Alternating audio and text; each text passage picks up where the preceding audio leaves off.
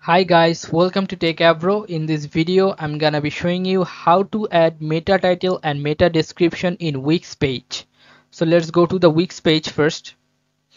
Into this editing option, you will find here pages and menu. You have to click on this.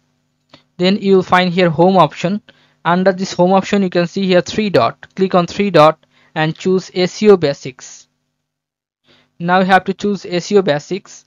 Scroll down and you'll find here title tag. And then you can see here meta description. You have to write here the title tag. You can name your title tag like this.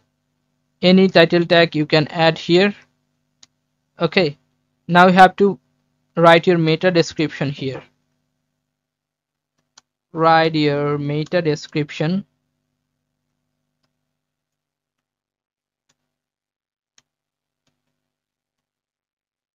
Okay, write your meta description here.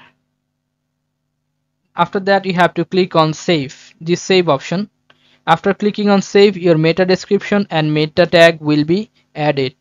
So this is how you can add meta title and meta description in Wix page. So guys, if you find this video helpful, then please give a thumbs up and don't forget to subscribe the channel. Thank you so much for watching the video.